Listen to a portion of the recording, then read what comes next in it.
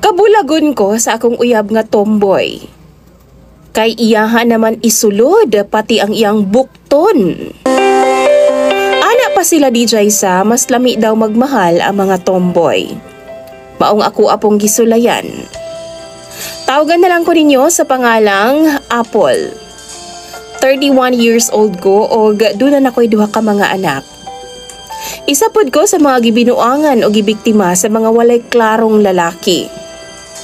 Sa ako nang gikaingon, anakan akog duha o lahi-lahi ang amahan. Unsaon man, pulos man mga bakakon ang ako natungnan. Ang amahan sa akong anak, DJ Sam, o sa una na akong anak, human ko niya gibuntis gibiyaan ra ko, kay ingon pa siya, di pa daw siya ready. Sa ikaduha na ako, ginasaaran akong pakaslan, pero ang ending, minyo naman di ay siya. Wa ko'y plano nga mahimong kabit. Maong gibulagan yun na ako siya, DJ Sam.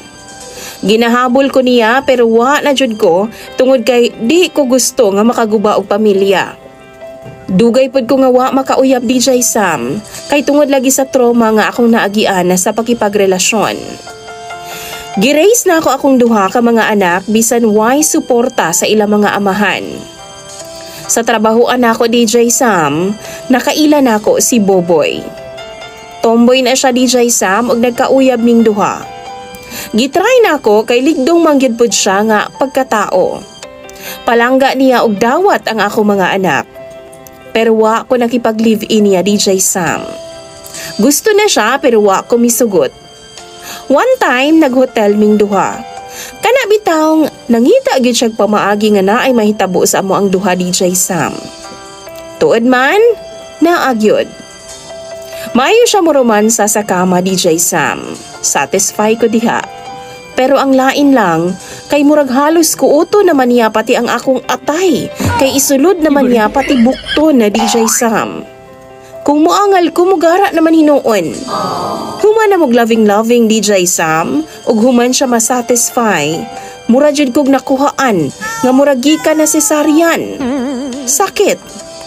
Kabaw mo, gusto na po siyang muusab, DJ Sam, pero di na ko ganahan. Kay kung ana naman lang, ako na lang siyang bulagan. Pero ang kalain lang, kay kung ako daw siyang bulagan, DJ Sam, muambak daw siya sa building. Magpakamatay daw siya. Naglibog ko unsay buhaton ako karon, DJ Sam. Please lang, tambagi ko ninyo sa imong mga viewers. Imong Sander, Apple.